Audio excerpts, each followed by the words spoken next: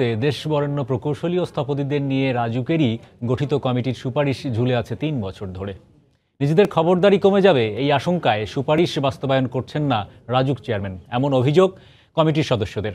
কমিটির মূল সুপারিশ ছিল রাজুক নিয়োগকৃত কনসালটেন্সি ফার্মের মাধ্যমে রাজধানীর ভবনগুলোর ঝুঁকি নির্ধারণ করে মালিককে নিরাপত্তা ব্যবস্থা নিতে বাধ্য করা। আতিকুর রহমান তামালের বিশেষ রিপোর্ট। গোটা দুনিয়ার মানুষকে ঝাঁকুনি দিয়েছিল রানা প্লাজা দুর্ঘটনা। তারও আগে তাজরিনের আগুন কলঙ্কিত করে বাংলাদেশের পোশাক শিল্পকে।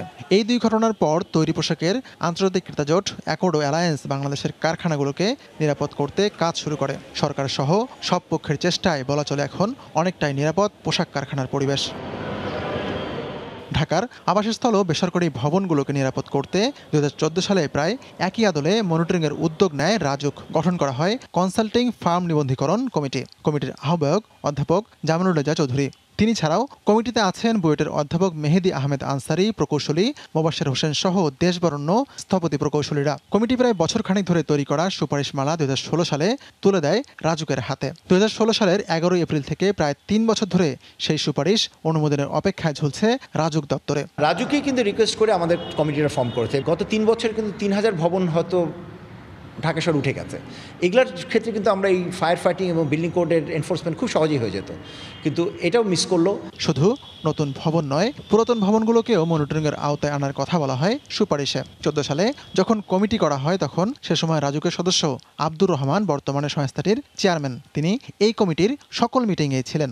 এ কারণে তিনি শুরু থেকেই এ বিষয়ে অবগত। সবশেষ গত 18 মার্চ কমিটির সুপারিশ অনুমোদনের কথা ছিল, কিন্তু সেটিও ঝুলে যায় অজ্ঞাত কারণে। কাজটা আমরা করে দিয়ে ফাইনাল করে নিয়ে আসছি, কিন্তু চূড়ান্ত সভা ডাকা হচ্ছে না। বহুদিন এটা আটকে ছিল, আবার কিছুদিন আগে রিভাইভ হলো, কী কারণে যায় না। আমার কাছে সময় নিল যে আমি দিলাম একটা তারিখ 10-12 দিন আগে। ওই দিনই সকালে টেলিফোন করে বললো যে চেয়ারম্যান সাহেবের অন্য কাজ পড়ে গেছে, আজকে মিটিং হবে না। কমিটির সদস্যদের মত, নিজেদের ক্ষমতা অন্যের হাতে না দিতেই রাজুকের এই টালবাহানা। কোনো একটা অজ্ঞাত কারণে আমার মনে হচ্ছে যে রাজুক এটাকে কোনোভাবেই এনফোর্স করতে দিচ্ছেন না। যেটি বাস্তবায়ন হলে রাজুকের কিছু খারাপ মানুষ যারা রাজুককে ধ্বংস করছে, মানুষকে পথে বসানোর চেষ্টা করে, মানুষকে ব্ল্যাকমেইল করে, তাদের স্বার্থে এটা আঘাত হবে। সব বিষয় শুনে মন্ত্রী দিয়েছেন আশ্বাস, জানিয়েছেন এ বিষয়ে কার্যকর ব্যবস্থা নেওয়া হবে। কোনোভাবেই রাজুকের কোনো কর্মচারী কর্মকর্তাকে দায়সারাগোছের দায়িত্ব পালন অথবা জনভোগান্তির সৃষ্টি হতে পারে এ জাতীয় বিষয়কে কোনোভাবেই মেনে নেওয়া হবে না। 3 বছর ধরে অনুমতি কেন ঝুলে আছে সেটি জানতে শনিবার দিনভর মোবাইলে ফোন করে এবং মেসেজ দিয়েও সাড়া মেলেনি রাজুক চেয়ারম্যানের। এমনকি রোববার এসেও সাক্ষাৎ মেলেনি তার। আতিকুর রহমান তামাল, সময় সংবাদ, ঢাকা। রাজধানীর ঝুঁকিপূর্ণ বহুতল ভবন শনাক্তে দ্বিতীয় দিনের মতো পরিদর্শন কাজ শুরু করেছে রাজুক। এই মুহূর্তে বনানী এলাকায় আছেন রিপোর্টার রাশেদ বাপ্পি এবং ধানমন্ডিতে আছেন শাহরিয়ার জামান দীপ। সরাসরি চলে যাচ্ছি তাদের কাছে। প্রথমেই যাচ্ছি বাপ্পির কাছে। দ্বিতীয় দিনের মতো রাজধানীর বিভিন্ন বহুতল ভবনগুলোর অবস্থা, অর্থাৎ কি অবস্থায় রয়েছে, নকশার সঙ্গে মিল রেখে ভবনগুলো তৈরি করা হয়েছে কিনা, নাকি নকশা বহির্ভূত স্থাপনা রয়েছে, সেই বিষয়গুলো পরিদর্শন করছে দ্বিতীয় দিনের মতো রাজধানী উন্নয়ন কর্তৃপক্ষ রাজুক। রাজুকের 24টি টিম, 18টি জোনের 24টি টিম দ্বিতীয় দিনের মতো এই কার্যক্রম শুরু করেছে। আমরা রয়েছে রাজুকের জোন 4-এর একটি দলের সঙ্গে, এবং সেই দল রাজধানীর বনানীর কামাল আতাতুর্ক এভিনিউ থেকে সেই অভিযান শুরু করেছে। আমরা যে ভবনটিতে এখন রয়েছে সেটি হচ্ছে সফুরা টাওয়ার।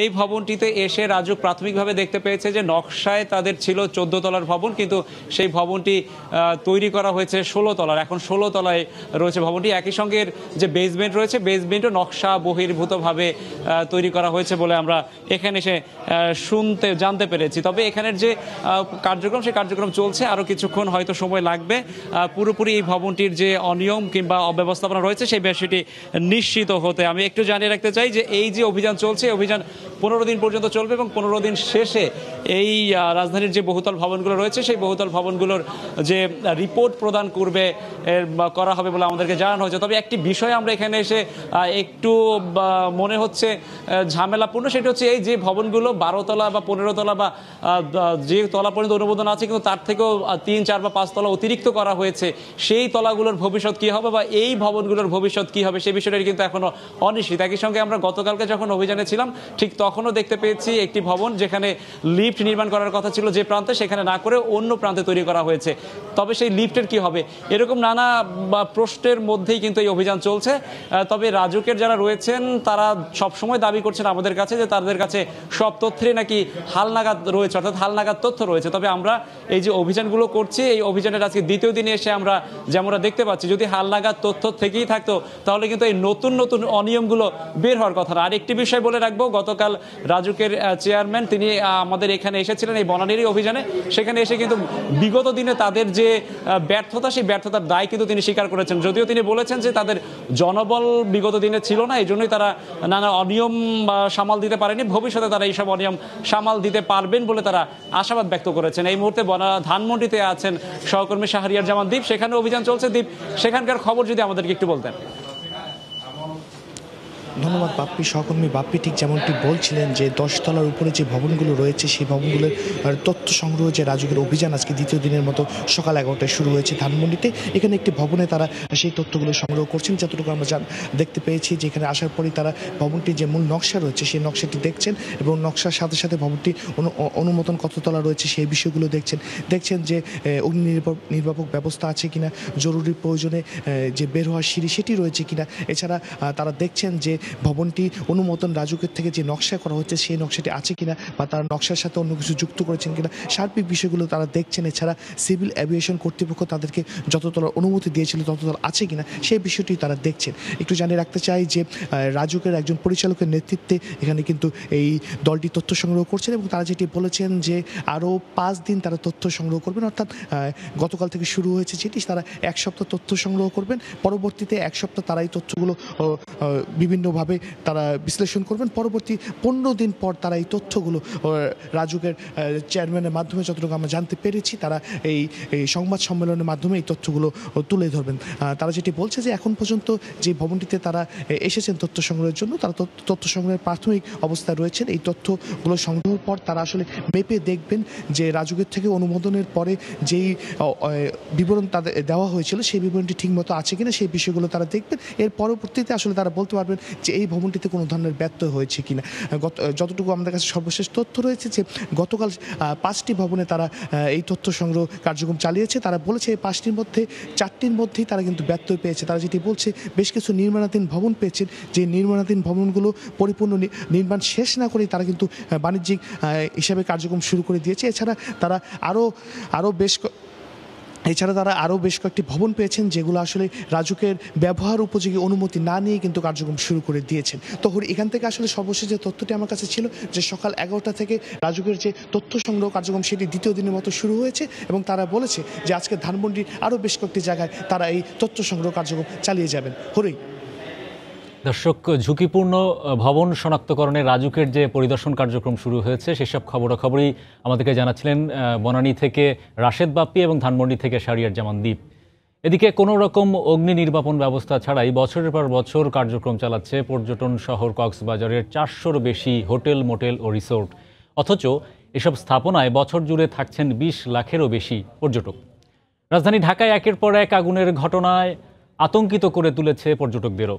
ফায়ার সার্ভিস বলছে বারবার তাগাদা দিলেও কোনো তোয়াক্কা করছে না হোটেল কর্তৃপক্ষ। সুজাউদ্দিন রুবেলের তথ্য, মোহাম্মদ ফরাজের ছবি নিয়ে রিপোর্ট। পর্যটন শহর কক্সবাজার, এখানে পর্যটকদের থাকার জন্য গড়ে উঠেছে 4 শতাধিক হোটেল, মোটেল ও রিসোর্ট। নভেম্বর থেকে ফেব্রুয়ারি পর্যন্ত পর্যটন মৌসুমের পাশাপাশি সাপ্তাহিক ছুটি কিংবা সরকারি ছুটিতে পর্যটকের তিল ধারণের ঠাঁই থাকে না এসব বহুতল হোটেল, মোটেল ও রিসোর্টে। কিন্তু এগুলোর মাত্র 2-1টিতে অগ্নি নির্বাপক ব্যবস্থা থাকলেও বাকিগুলোতে নেই কোনো অত্যাধুনিক ব্যবস্থা। ফলে পর্যটকরা হোটেলে নিজেদের নিরাপত্তা নিয়ে চিন্তিত। হঠাৎ যদি কখনো অগ্নিকাণ্ড ঘটে তো সেক্ষেত্রে দেখা যাইতেছে আমাদের জন্য কিন্তু খুবই বিপজ্জনক হবে। প্রত্যেকটা হোটেল অনুমোদন দেওয়ার আগে অগ্নি নির্বাপন ব্যবস্থা সঠিকভাবে নিশ্চিত হওয়ার পরে সেটা চালু করা উচিত। ফায়ার সার্ভিস কর্তৃপক্ষ বলছে এই ব্যাপারে বারবার তাগাদা দিলেও হোটেল মালিকরা কোনো ব্যবস্থা নিচ্ছেন না। পানির লাইন, পানি রিজার্ভার বা এক্সিট বা আমাদের যাওয়া আসার জন্য 30 ফিট রাস্তা, এগুলো অনেকাংশে অনেক হোটেলের মধ্যে পাওয়া যায় নাই। তবে এই জন্য প্রশাসন ও ফায়ার সার্ভিস কর্তৃপক্ষকে দুষছে হোটেল কর্তৃপক্ষ। কক্সবাজার প্রত্যেকটা হোটেলের রেগুলেশন মেনটেন করে, কেউ ফায়ার থেকে শুরু করে সিকিউরিটি থেকে শুরু করে টোটাল ব্যবস্থাটা আগের চেয়ে আরও খারাপ হচ্ছে। ডে বাই ডে উন্নতি করার বা চেষ্টা করা হচ্ছে সবাই।